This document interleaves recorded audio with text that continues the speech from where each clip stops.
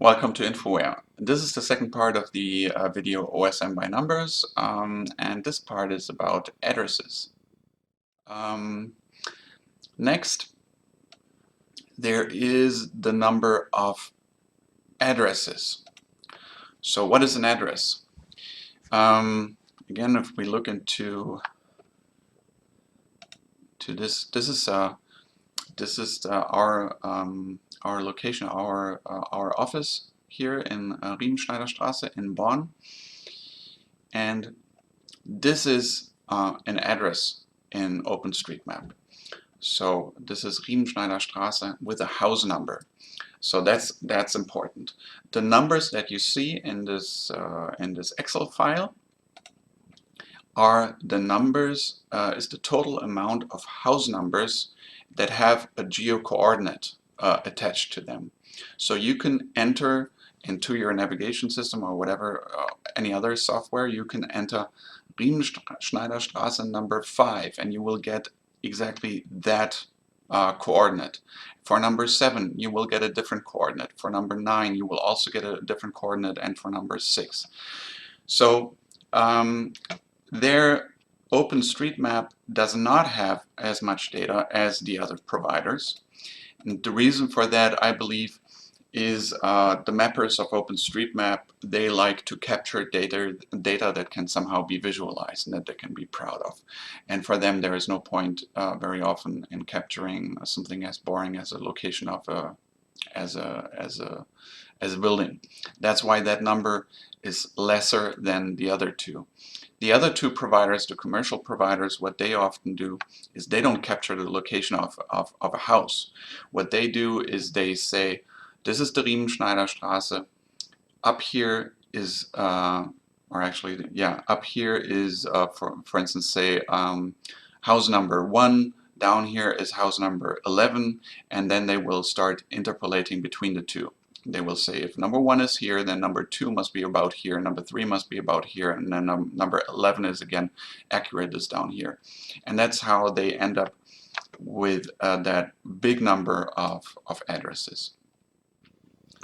So we've seen that in Germany, OSM contains by far not closely as many addresses as the commercial providers do. And why is that relevant? Well, to explain that, let me tell you here. Right. What happens if you enter an address into a navigation? Say you're entering Riemenschneiderstraße 11 in Bonn. You want to drive there, of course, and the navigation system doesn't understand this address. What it needs is a coordinate. So it looks into a database, the maps, which can be OpenStreetMap or TomTom or here, and then there's a piece of software called the geocoder, and that comes up with a coordinate.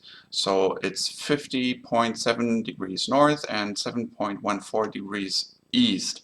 And then the router can find the address, your destination, where you want to go to in a map, but it needs that coordinate. So for address entry, you need a complete database of addresses, each with individual coordinates. And that is when you look into OpenStreetMap, again, you can click on the map here and you can say, what's the address here?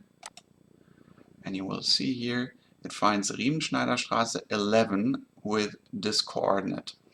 When you click up here in the same street, address, it will return Riemenschneiderstraße 2 with a slightly different coordinate. And that is because Germany has a very active OpenStreetMap community, and they like to do these tiny little very precise things and find the coordinate for each and every building. Whereas when we look into, let's say, France, we are here in Cannes, beautiful city of Cannes, and I do the same here, and there's the Rue de Belfort. I click here, say give me the address here, and it says Boulevard de l'Aube. Oh, I'm sorry. So down here is Boulevard de l'Aube. Okay, we'll do that up here again. Give me the address. Rue de Belfort, that location, that coordinate. If I do the same up here, Adresse anzeigen, it gives me Rue de Belfort again. So there are no house numbers on this road because the French OSM mappers, they don't care about house numbers.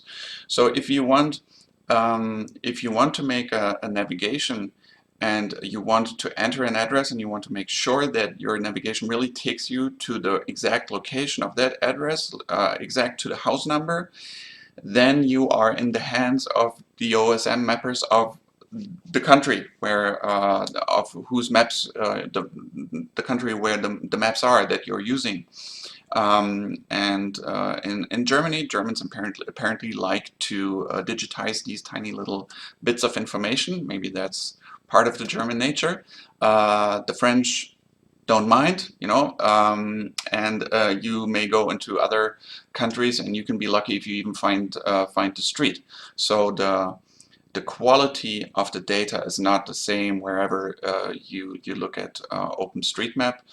And again, it's the same conclusion with OpenStreetMap. In some areas, it's good. In some areas, it's really great, and in some areas, it doesn't really make sense. So if you are planning a professional application and you want to rely on the data quality, you better take a good look at OpenStreetMap in that area before you make the decision, and maybe you're better off to use one of the commercial providers.